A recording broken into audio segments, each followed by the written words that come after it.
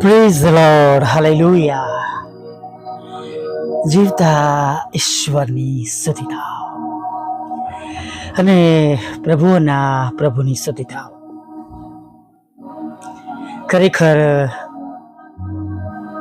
આપણા ઈશ્વરની મોટી દયા છે, કૃપા છે, કરુણા છે કે આજે સવારના સમયમાં પણ તેમણે આ સુંદર સમય આપ્યો તેમનું ભજન કરવાને માટે, તેમની સ્તુતિ કરવાને માટે અને તેમની આરાધના કરવા માટે. હાલેલુયા.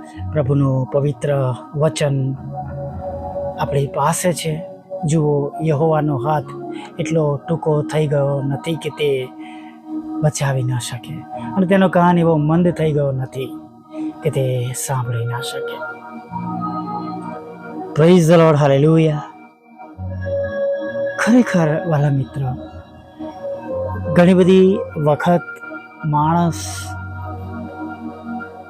તેમની કલ્પનામાં વધારે દુઃખી થાય છે, તેમના મનમાં વધારે દુઃખી થાય છે. શરીર અને મન નહીં, બંનેનો સીધો સંબંધ છે. અને ઘણી બધી વખત મન અને શરીર સાથે એવી અજુગતી બાબતો બને છે કે જે માણસને જાણે પાંગડો કરી નાખે છે. જેમ મારો જ દાખલો આપો, ઘણીવાર એસિડિટીના લીધે મેં કોલોનોસ્કોપી પણ કરાવી અને એન્ડોસ્કોપી પણ કરાવી, કેમ કે પપ્પાને પુષ્કળ એસિડ હતો, મને પણ પુષ્કળ એસિડ છે અને તેઓ તેમની પાછલા જીવનમાં કેન્સર સામે જે ઝૂમતા રહ્યા નહીં. એટલે હું પણ એક સેફ્ટીની દ્રષ્ટિએ ઘણીવાર આ બધી બાબતો આપણા મનને તોડી નાખે. હોય કંઈ નહીં, હું મારો દાખલો એટલા માટે આપું છું કે ઘણીવાર આપણે આવું વર્તન કરીએ છીએ જેના લીધે દુઃખી ન હોવા છતાં પણ તમે અને હું દુઃખી થઈ જઈએ છીએ, હે ને. બીક ના માર્યા. એક વખત એક બહેનને કૂતરું કરડ્યું અને એમને દવાખાને લઈ જવામાં આવ્યા અને ઇન્જેક્શનો આપવામાં આવ્યા. અને 6-8 મહિના પછી એ બેન એક રસ્તા ફરતીને જતા હતા અને એમાં એમને ઓળખીતા ભાઈ મળ્યા અને એમને જોઈને બહુ આનંદિત થઈ ગયા, બહુ ખુશી થઈ ગઈ કે બેન તમે કમ્પ્લીટ છો, સારા છે, તમને પેલું કૂતરું કરડ્યું હતું તે કે હા, એમાં શું થઈ ગયું, કૂતરું કરડ્યું હતું, દવા કરી અને કે હું સારી થઈ ગઈ. ઓ માય ગોડ કે છે, તમને ખબર છે એ તો હડકેલું કૂતરું હતું અને બધા બહુ જણને કરડેલું અને બધા જ મરી ગયા. એટલે હું તમને જોઈને બહુ ખુશ થઈ ગયો કે તમને ઈશ્વરે જીવન આપ્યું છે. અને આ વાત સાંભળે બાદ બન્યું એવું, પેલા બેનના મનમાં આ વાત ગોળ ગોળ ફરવા લાગી. મને જે કૂતરું કરડ્યું હતું એ હડકેલું હતું, બહુ ખતરનાક હતું, ઘણા બધા લોકો મરી ગયા હતા. અને એમ વિચારો મને ચિંતામાં થોડા દિવસ પછી ખબર આવી કે બેન પ્રભુ મૂંઘી ગયા, તેમનું જીવન પૂરું થઈ ગયું. કડવી વાત પણ છે, હસવા જેવી વાત પણ છે અને સમજવા જેવી વાત પણ છે. ઘણીવાર આપણે મનમાં એવા દુઃખી થઈએ છીએ કે જેના લીધે આપણો વિશ્વાસ નબળો પડે છે, આપણો ઉત્સાહ નબળો પડે છે, આપણો આત્મવિશ્વાસ આપણી પાસેથી ચાલ્યો જાય છે. હાલેલુયા. ઘણીવાર આપણે એ બાબતોને ઘડીએ આપણા માથા પર આપણે લઈ લેતા હોય છે નહીં. જેમ કે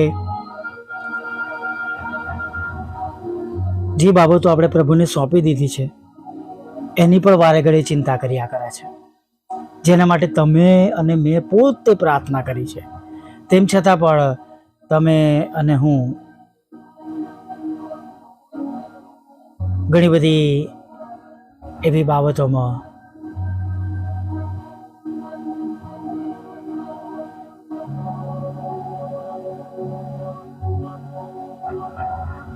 આપણે એવા પરોવાઈ જઈએ છીએ કે આપણા મનમાંથી એ બાબત જતી જ નથી.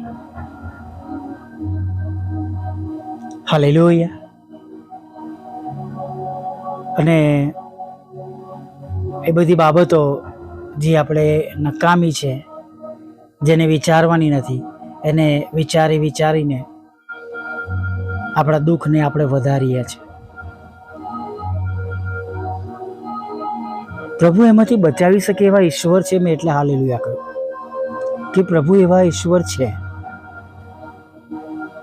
તમને એમાંથી બહાર કાઢી શકે, પાછા સ્થિર કરી શકે, બેઠા કરી શકે. પણ આપણે શું કરીએ છીએ કે જાણે ઘરને ખોતર્યા કરીએ છીએ. આપણને વાગ્યું છે, ત્યાં ડૉક્ટરે પાટો બાંધ્યો, ડ્રેસિંગ કરી દીધું,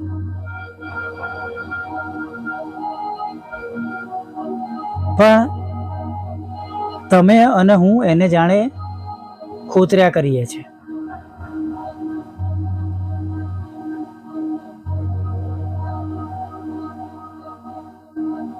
જે એના પર રૂલ્સ આવી જોઈએ એ રૂલ્સ આપણે આવવા દેતા નથી. આપણા ઘરને જાણે આપણે પોતે વધારે મોટો ને મોટો કરીએ છીએ. જેમ ડૉક્ટરે મલમ પટ્ટી લગાવી દીધી, એમ પ્રભુએ ને આપણે પ્રાર્થના કરી દીધી, એટલે એ બધી બાબતો ઈશ્વરની પાસે પહોંચી ગઈ. હાલેલુયા.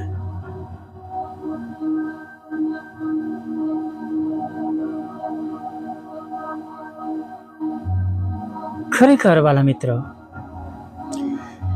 જો માણસ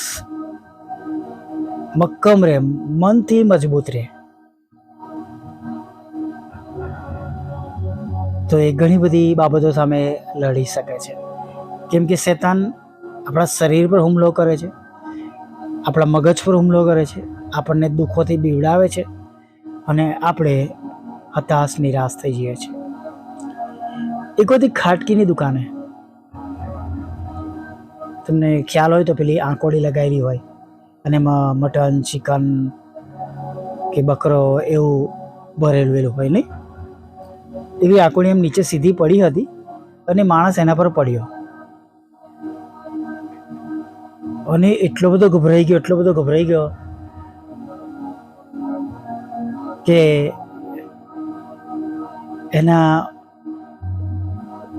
એની જે નસો કહેવાય, એમાં લોહી જે દોડવાનું એ ધીમું થઈ ગયું, ધીમે ધીમે ઠંડો પડવા લાગ્યો, અને એને જાણે બહુ જ દુઃખ થતું હોય એ પ્રમાણે એનું શરીરની અંદર તે વેદના અનુભવવા લાગ્યું. પણ જ્યારે એને દવાખાને લઈ જવામાં આવ્યો,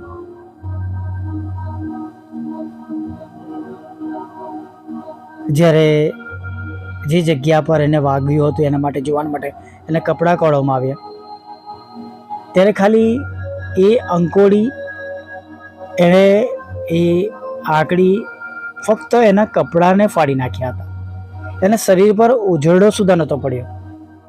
એને જ્યારે કહેવામાં આવ્યું કે ભાઈ તને કશું વાગ્યું નહીં, અને અચાનક એના મનમાંથી દુઃખ જતું રહ્યું અને તે બેઠો થઈ ગયો.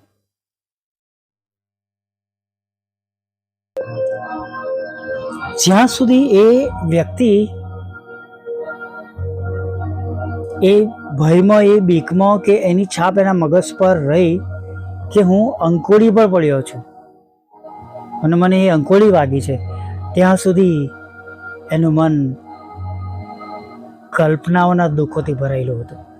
પણ જેવું ડૉક્ટરે કીધું કે તમારા શરીર પર ઉજરડો સુધા નથી પડ્યો, તે ખુશીથી ઊભો થઈ ગયો. Hallelujah, praise the lord. વાલા મિત્રો, ઘણી બધી વખત પ્રભુએ બધું સારું જ કર્યું છે આપણા જીવનમાં, પણ આપણે નકામા દુઃખો, વિચારો કરીને પ્રભુએ આપેલો પ્રેમ, આનંદ અને શાંતિમાંથી આપણે કંઈક દૂર ચાલ્યા જઈએ છીએ. હવે પ્રાર્થના કરીએ એવા દુઃખોમાંથી પ્રભુ આપણને છોડાવે, બહાર કાઢે, સ્થિર અને મજબૂત કરે.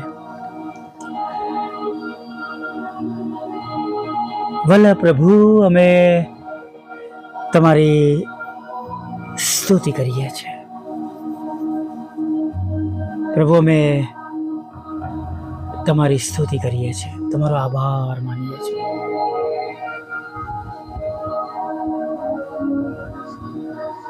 આજે ફરીને એક વાર પ્રભુ તમે અમારા પ્રત્યે તમારી કૃપા, દયા અને ભલાઈ દેખાડી છે, જેના લીધે પ્રભુ અમે તમારી આગળ પ્રભુ નમેલા છે.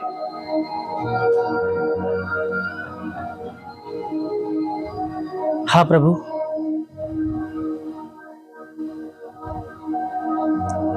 મનના કાલ્પનિક દુઃખોમાંથી અને ચિંતાઓના દુઃખોમાંથી અને જે નથી થવાનું એના વિચારો કરીને પ્રભુ દુઃખી થવામાંથી તમારા દરેક બાળકને છોડાવો. ડિપ્રેશનમાં પહોંચી ગયેલા બાળકોને તમે છોડાવો પ્રભુ. તમે એવા ઈશ્વર છો કે જે તમામ દુઃખમાંથી, તમામ મુશ્કેલીઓમાંથી, તમામ ચિંતાઓમાંથી બચાવો છો, બહાર કાઢો છો, બેઠા કરો છો, સ્થિર કરો છો. અને દરેક સમસ્યાનું નિરાકરણ તમારી પાસે છે પ્રભુ. અને એવો વિશ્વાસ બધા જ કરે, તમારી પાસે આવે, પોતાના દુઃખોમાંથી તેઓ છુટકારો મેળવે, તમારી શાંતિ પ્રાપ્ત થાય, તમારો પ્રેમ ને આનંદથી તેમનું જીવન, તેમનું ઘર, તેમનું કુટુંબ ભરાઈ જાય. પ્રભુ એવું તમે થવા દો. નકામી ચિંતાઓને અમારા શરીરમાં સ્થાન ના આપીએ. અમારા વિચારોનો કંટ્રોલ તમે લો પ્રભુ. અમારા ઉઠવા બેસવા પર પ્રભુ તમે કંટ્રોલ લો. અને ખાસ તમને મહિમા મળે, માન મળે, અને તમારી ઈચ્છા પ્રમાણે અમે તમારી પાછળ ચાલીએ. અને પ્રભુ એમ અમે આનંદ સાથે આ દિવસમાં આગળ વધી શકીએ એવું પ્રભુ થવા દો. દરેક કાલ્પનિક ચિંતાઓ તમે દૂર કરજો. અને જો કોઈ ચિંતાઓ પણ છે પ્રભુ, તો પણ પ્રભુ એ ચિંતાઓને તમે પ્રભુ દૂર કરી દેજો એવી પ્રાર્થના કરીએ છીએ પ્રભુ. દયાળુ પ્રભુ, કૃપાળુ પ્રભુ, તમારા બાળકો તરીકે તમારા હાથમાં સોંપાયા છે, જેઓ સાંભળી રહ્યા છે અને પ્રભુ આ સંગતમાં છે, અને જેઓ પોતાનો કંટ્રોલ તમારા હાથમાં અત્યારે સોંપી દીધો છે. બધાને તમે હસાવો, તેમના ઉદાસ મનોને આનંદમાં બદલી નાખો. તેમનું કાલ્પનિક દુઃખ હંમેશાના માટે દૂર થઈ જાય, અને પ્રભુ તેઓ તમારામાં પુષ્કળ આનંદ કરે એવું થવા દો પ્રભુ. સાથે પ્રભુ જેમને ખરેખર હમણાં તમારી મદદની જરૂર છે પ્રભુ, તમે તેમની સહાય કરો, મદદ કરો.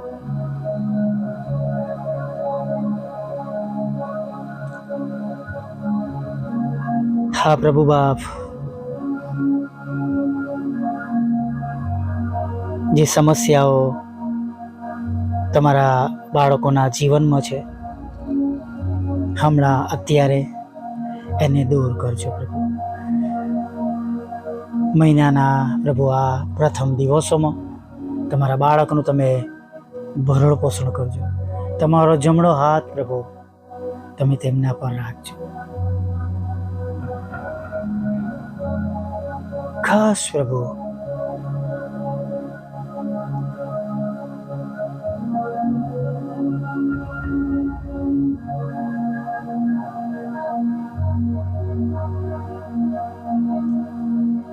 જેઓ મોટી મોટી બીમારીઓથી હેરાન થઈ રહ્યા છે, જીવલેણ બીમારી છે, એમાંથી સાજા કરો.